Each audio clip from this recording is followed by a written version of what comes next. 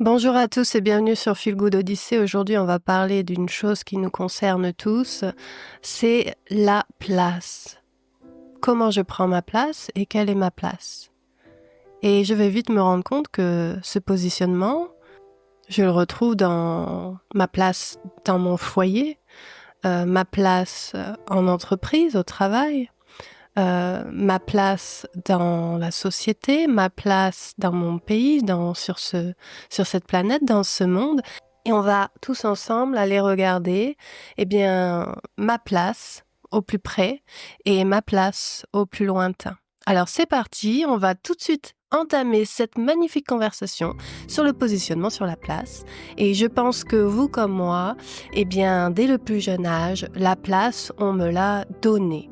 C'est-à-dire qu'à la maison, par exemple, peut-être que vous aussi, à table, vous aviez votre place. Elle était là, on vous avait assis à cet endroit de la table et il fallait pas bouger, regarder la télé, se retourner, passons. C'était ici et puis c'était tout, c'était comme ça. Ta place à la maison, aussi, si tu as des frères et sœurs, tu es la petite dernière, tu es au milieu, tu es l'aîné, voici ta place dans la fratrie. Et bien évidemment, en fonction de cette place dans la fratrie, venaient des injonctions, des responsabilités. On devait être d'une certaine manière, faire certaines choses que les autres ne feront pas ou ne faisaient pas. Ensuite on allait à l'école et puis bien souvent, je ne sais pas aujourd'hui à l'école, mais à mon époque à l'école, on entrait dans la salle de classe dès le plus jeune âge, dès la maternelle. Voilà, ta place est ici. Tu t'assois, tu écoutes, tu ne bouges plus. Bien, qu'est-ce qui se passe? C'est que dès le plus jeune âge, on nous a donné une place, un positionnement, et à la maison et à l'école, les lieux où on passait le plus clair de notre temps, finalement. Donc, on a pris cette habitude, qui est devenue la normalité pour nous, c'est qu'on nous donne la place, une place. Et que de cette place, on nous donne aussi des injonctions, des petites histoires, des choses à suivre et à faire. Donc je pense qu'une grande majorité d'entre nous qui avons grandi comme ça, avec cette notion de place imposée, donnée par les autres, on a continué de grandir. On est arrivé ensuite, après la primaire, on a été au collège, au lycée, et puis on s'est retrouvé en entreprise, dans le monde du travail. Et là, la place au travail. Bon, alors comment elle se définit? Généralement, c'est par un titre de poste. Je suis, je ne sais pas, assistante manager, je suis, on a un titre qui définit, entre guillemets, les responsabilités du poste qu'on attend de nous. Voilà, les actions que l'on doit faire en fonction de ce titre, de cette place, de ce positionnement dans ce microcosme, dans cette entreprise. Si, comme moi, à un moment donné, vous êtes un petit peu, vous avez pris du recul et vous vous êtes dit, mais attends, cette place qu'on me donne, est-ce qu'elle m'épanouit? Est-ce que je sens que quand je suis assise sur ce siège, à la maison, à l'école, à table, est-ce que je me sens épanouie, heureuse, respectée, acceptée, aimée? Est-ce que quand je suis assise sur ce siège, je ressens ma toute-puissance et je sais que je suis capable de tout, que la vie devient un jeu, qu'il y a une liberté immense qui s'infuse à l'intérieur de moi et que j'ai un sourire aux lèvres et que là, je me dis oh, « c'est vraiment ma place ». Quand je suis assis sur ce siège, je peux balancer de la lumière à 360 degrés. Bien souvent, et j'en suis la première témoin de cette expérience, bien souvent on se rend compte que là où on est assis, on est limité, on est enfermé.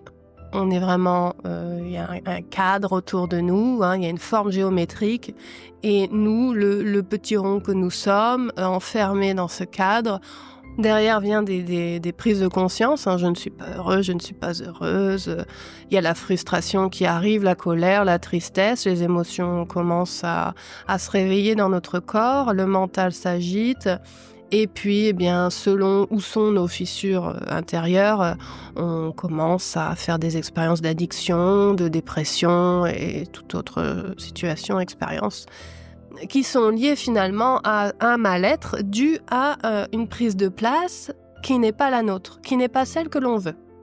On va prendre une grande respiration, une grande inspiration, juste pour prendre conscience qu'une majorité d'entre nous, on n'est pas assis sur le siège qu'on a choisi, d'accord ? Et donc, qu'est-ce qui se passe ? Eh bien, on s'est cloisonné, hein. C'est-à-dire qu'on a en nous cette puissance d'amour créatrice, qui a envie de s'expandre à l'image du Big Bang et de toucher la Terre entière avec amour, sauf qu'on est contenu. On est vraiment tout restreint, on a tout le corps qui est vraiment... vous savez, un peu quand les muscles se contractent, que tout le corps commence à se boulifier et on devient une petite boule nerveuse, d'accord ? Et c'est très simple de réaliser si on est à sa place ou non. C'est simplement d'aller regarder un petit peu à l'intérieur de son corps. Est-ce que, quand je me réveille le matin et que je mène ma journée normale, est-ce que je suis détendue, heureuse? Est-ce que je me sens utile? Est-ce que ce que je fais, les actions que je pose, ce sont des actions qui vont apporter de la valeur aux autres? À l'exemple d'un chef d'orchestre qui est debout devant tous ces magnifiques musiciens, eh bien, il a sa place. Il sait que chaque mouvement de bras, d'accord, apporte cette harmonie, crée cette harmonie pour un ensemble, pour un tout. Vous comprenez ? C'est-à-dire que chacun a sa place quand il est à sa place. Quand elle est à sa place, une personne va forcément apporter cette harmonie à un groupe. Mais que ce groupe il soit fait de 3 personnes, de 100 personnes, de 1000 personnes, ça c'est vraiment pas important. C'est-à-dire que quand on est à sa place, on sait que quand on bouge les bras, quand on bouge les lèvres, les actions que l'on pose, les actions dans lesquelles on génère de l'énergie, cette énergie elle est redirigée vers les autres et cette énergie elle crée l'harmonie. Elle crée cette sensation d'utilité. Maintenant, puisque dès le plus jeune âge, dès nos premières années de vie, on nous a donné une place. Et cette place, en plus, eh bien, elle portait une bulle d'information, d'accord, hein, qui nous est un peu comme un sac ou une bulle, on nous la mettait entre les mains et on nous disait, voilà, donc ceci est ta place. Ceci est le sac d'informations. Maintenant, adapte-toi. Fais en sorte que ta place et la bulle d'information, de les appliquer. Hein. Vraiment, il faut que ce soit comme ça maintenant. Donc, finalement, ce qui se passe quand on nous donne une place très jeune et qu'on continue de nous la donner et à la maison et à l'école, eh bien, quand on devient adulte, c'est-à-dire que le corps, finalement, il a poussé, il a grandi... Voilà, hein, on a un corps qui ressemble à un corps adulte humain. Sauf qu'à l'intérieur de nous, il y a des notions, du symbolisme, il y a quand même des concepts, il y a des gros pôles hein, dans lesquels il y a des informations. Eh bien, nous, en tant qu'adultes, on va commencer à vivre notre vie d'adulte, contrôlés, manipulés, influencés par ces gros pôles, ces gros centres d'information dans lesquels il y a plein de data. D'accord ? Donc, on va commencer à vivre une vie en fonction de ces gros pôles d'information qui nous gouvernent. Maintenant, aujourd'hui, on sait qu'on aborde dans ce podcast le positionnement, la place qu'on veut prendre, finalement. Parce que notre place, eh bien, il n'y a que nous qui sachions où elle est. D'ailleurs, je vous inviterai à aller écouter le podcast du pourquoi, trouver son pourquoi, parce que tout est lié dans la vie. Il faut comprendre qu'une fois qu'on conscientise un pôle d'information, eh bien, on se rend compte que ce pôle d'information, il est connecté un peu à l'image des neurones qui se connectent les uns aux autres. Une fois qu'on conscientise une information, on se rend compte qu'elle est connectée à une autre information. Et là, il y a un échange qui s'opère Et si un premier pôle a été conscientisé, et j'ai envie de dire guéri, harmonisé, nettoyé, purifié, eh bien, il va forcément, sa connexion avec l'autre pôle, va forcément apporter cette harmonie. Et l'autre pôle va commencer à se réveiller, à avoir envie d'être lui aussi conscientisé. Donc nous avions fait un podcast sur le pourquoi, et aujourd'hui, nous faisons le lien avec la place. Quelle est ma place ? Eh oui, parce que peut-être qu'aujourd'hui vous êtes devenu adulte, mais quand vous êtes rentré chez vous, vous avez votre place à table, vous avez votre place au lit, vous avez votre place de brosse à dents sur l'évier. Alors, à ne pas confondre avec des petits systèmes de routine qui simplement peut-être nous libèrent aussi un peu le mental surchargé. Des fois aussi, ça peut faire du bien d'avoir un cadre dans sa vie, bien évidemment. Mais là, on parle de la place, du positionnement que l'on prend. Est-ce qu'on a pris sa place à table maintenant qu'on est adulte, parce que c'est la même place qu'on avait quand on était enfant chez papa et maman ? Ou est-ce que lorsqu'on a emménagé dans notre maison, on s'est dit « Oh, je me sens tellement bien quand je suis assise là à droite de la table près de la fenêtre. » Ah oui, là c'est vraiment la place où quand je m'assois ici, je me sens bien. Je ne peux pas l'expliquer parce que c'est pas rationnel et puis de toute façon, j'ai pas élaboré sur la place que j'ai envie de prendre. Mais c'est ici que je vais m'asseoir et que je vais manger. Combien d'entre nous, finalement, on s'autorise à rentrer quelque part et immédiatement à se laisser guider par « Où est-ce que j'ai vraiment envie de m'asseoir dans cette pièce ?» Au théâtre, au cinéma, une conférence. On arrive à un endroit, une soirée, on est chez des gens, on ne connaît pas le lieu. Est-ce qu'on va commencer la soirée debout, un petit peu mal à l'aise, en se disant, bon, je vais attendre qu'on me dise, oui, asseyez-vous ici. Est-ce que je vais commencer la soirée en me sentant, bien évidemment, on rentre dans un lieu qu'on ne connaît pas, on peut très bien s'autoriser à ressentir ce petit inconfort, ce petit moment de « Oula, je ne connais pas trop les gens », mais à s'autoriser à se dire où est-ce que j'ai envie de me mettre dans cette pièce ? Est-ce que j'ai envie de me mettre debout près du radiateur ? Est-ce que j'ai envie de m'asseoir à côté de quelqu'un que je connais ? Même si je dois me squeezer, même si je dois me serrer entre deux personnes, mais je m'autorise à aller vers mon amie parce que je sais que si je suis à côté d'elle, je serai mieux, je serai bien. Est-ce qu'on s'autorise à prendre notre place à chaque situation de vie qui nous est donnée ?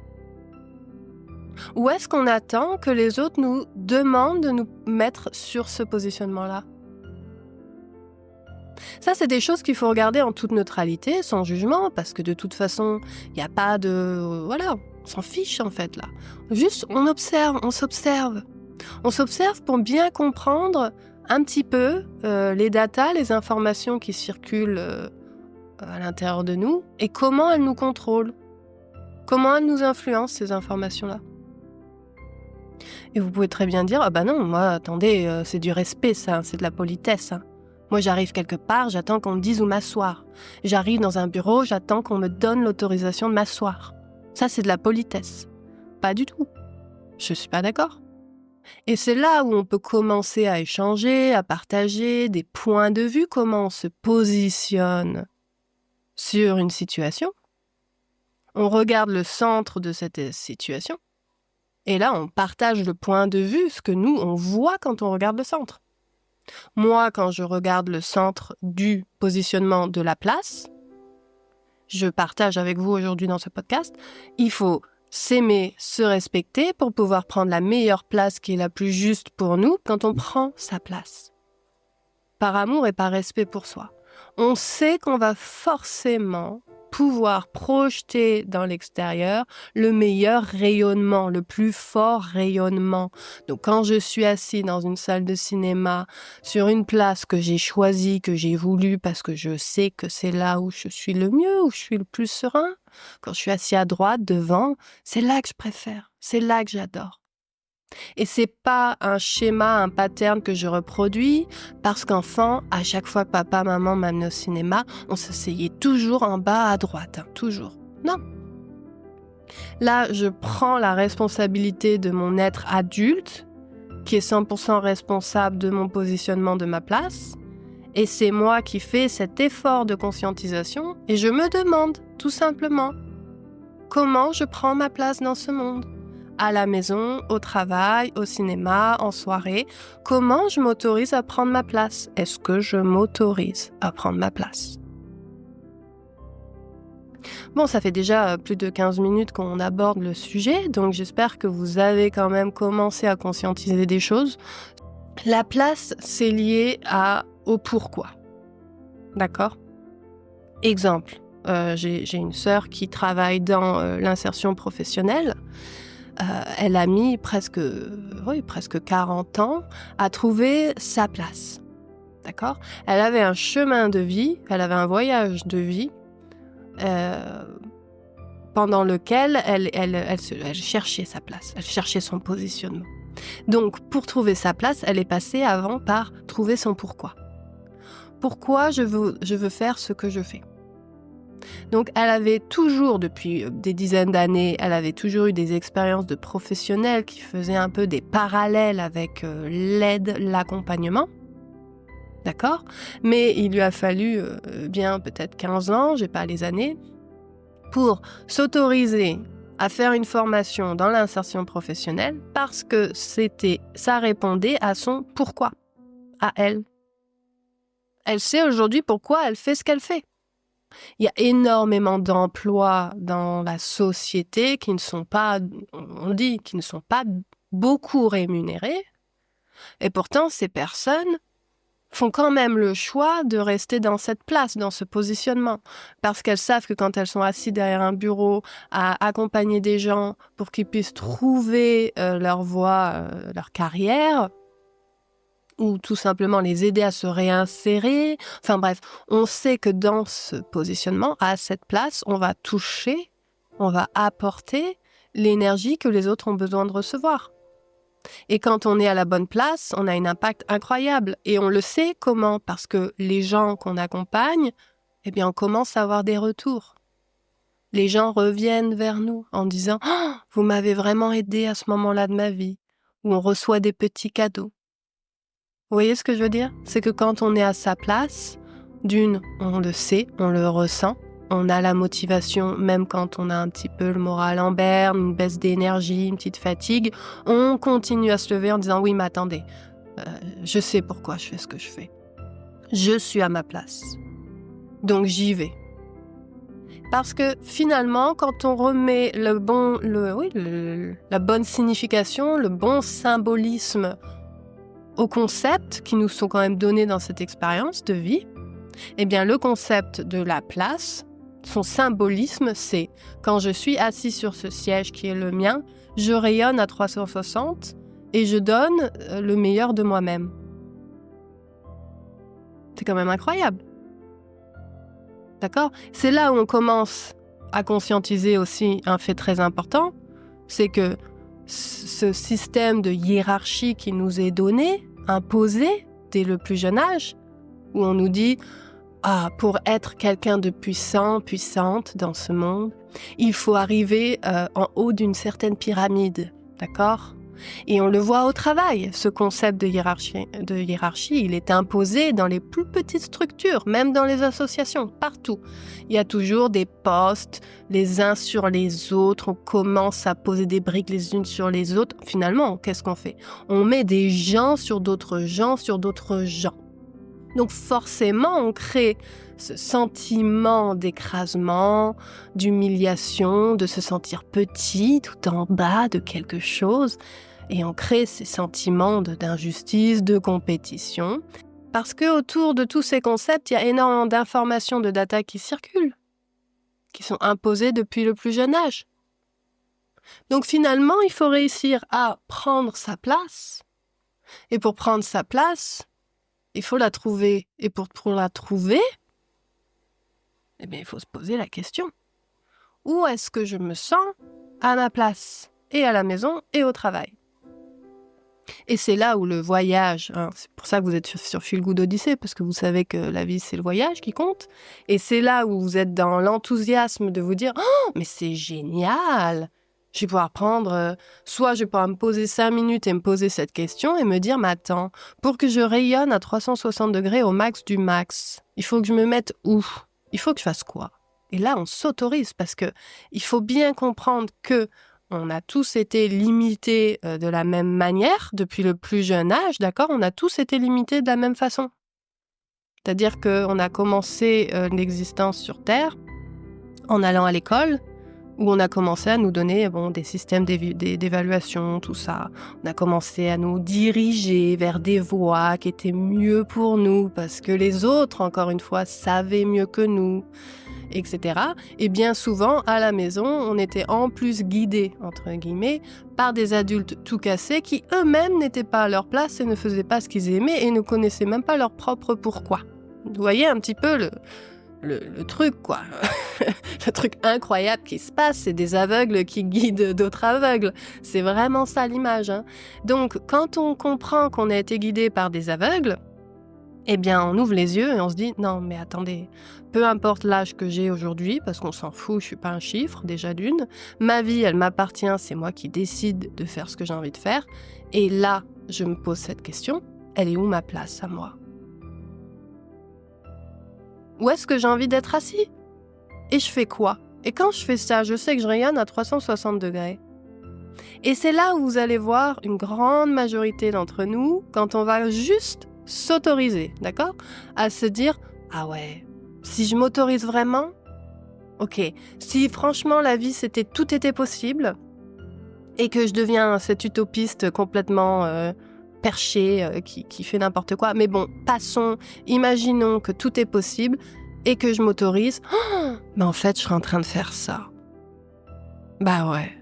Oui, alors là, vous avez le mental, bien évidemment, qui va arriver comme un lion féroce, qui va vous dire « Ça va pas ou quoi ? T'es complètement folle, t'es complètement fou, etc. etc. » Ok, bon, le lion, il a toujours été là, il nous a sauté dessus un paquet de fois en nous disant « Mais non, la vie, c'est pas ça, et la vie, c'est pas ça, et puis gna gna gna, et puis bidule, et puis machin. » On sait, d'accord ? Mais, je viens de faire une première étape, là. Je viens de m'autoriser à penser à ma place. Donc, je l'ai vu dans mon esprit, dans la dimension où je visualise tout. Et la dimension, cette dimension-là, j'en ai parlé dans les 2 premiers podcasts, les 3 premiers podcasts. Je vous invite à aller les écouter. Cette dimension-là, c'est là où tout commence, hein. D'accord ? Donc, si vous visualisez votre place, vous vous voyez assis, debout, couché, on s'en fiche, avec ce groupe de personnes en train de faire ça, et que là vous avez cette image où vous devenez ce rayonnement puissant à 360, eh bien c'est bon, vous avez trouvé votre place. Maintenant, est-ce que vous allez vous autoriser à commencer à poser les plus petites actions pour vous diriger vers votre place ? Parce qu'imaginons que votre siège, il est dans cette immense pièce blanche lumineuse. Il y a ce sublime siège en velours violet, là, au loin. Vous le voyez, c'est un point. Il est tellement loin que c'est un petit point violet. Et vous savez que c'est votre siège, il est là, hein, c'est le vôtre. Et une fois que vous allez être assis dessus, vous avez eu cette visualisation. Vous le savez, vous, hein. À l'intérieur de votre corps, vous avez senti, vécu des choses. Maintenant, est-ce que vous allez vous autoriser à faire petit pas par petit pas par petit pas dans la direction du siège ? Parce que c'est là où le chemin, où Feel Good Odyssey a été créé, c'est pour qu'on se rappelle tous que ce qui nous plaît, ce qu'on veut, c'est marcher vers la chaise. Et oui, parce que quand on va marcher vers la chaise, on va commencer à se souvenir de choses. On va commencer à faire des trucs qu'on n'avait jamais fait. Et on va commencer à guérir vraiment des souffrances, moi j'appelle ça des souffrances collectives, qui existent dans notre lignée, passons, mais on va commencer un chemin lumineux, hein, de guérison, de prise de conscience, d'éveil de conscience, etc., etc. Mais le chemin, on sait tous qu'il va aussi, on va se prendre des murs, on va se cogner la tête, on va se faire des bosses, on va pleurer, on va avoir peur, le mental va prendre le dessus, on va vivre des échecs, on va avoir des sensations de ne pas y arriver, d'épuisement, etc., etc. Mais à chaque fois qu'on avance d'un pas, on réalise aussi qu'on est capable. On réalise aussi qu'il n'y a rien d'insurmontable. On réalise aussi qu'on est très accompagné, très guidé, qu'il y a des gens qui apparaissent sur notre chemin pour nous tendre la main, qu'il y a des choses un petit peu miraculeuses parfois qui nous arrivent. Et c'est là où on voit la magie du chemin. Donc, première chose à faire, s'autoriser à se poser la question, où est ma place ? Deuxième chose à faire, se demander si on y croit, si on a la foi. Parce que là, ça peut être un parcours, ça peut être très intéressant de se dire « Oui, j'ai une visualisation, effectivement. Si j'étais à ma place, que tout était possible, eh bien, je serais joueur de violon. Voilà. Sauf que, excusez-moi, mais moi, j'ai jamais appris le violon. » D'accord, ok, pas de souci. Et puis j'ai 44 ans, je vais pas apprendre à faire du violon maintenant. Ok, d'accord. Et c'est là où on va devoir prendre la responsabilité de toutes ces datas, de toutes ces informations, parce qu'elles ne sont pas vraies. Et on le sait au fond de nous. On le sait tous qu'on garde, on s'accroche très très fort à des datas, des informations, par peur de devenir la personne qu'on a toujours été. On s'accroche à des informations qui sont fausses par peur d'être la personne qu'on a toujours été. Donc je vous demande dans ce podcast aujourd'hui, allez-vous vous autoriser à vous asseoir 3 minutes, 5 minutes, 10 minutes et à vous poser cette question, elle est où ma place où je rayonne le plus fort ? Est-ce que je m'autorise à avoir la foi que c'est bien ma place ? Et troisième étape, est-ce que je vais m'autoriser à marcher en direction de mon siège que je vois là-bas.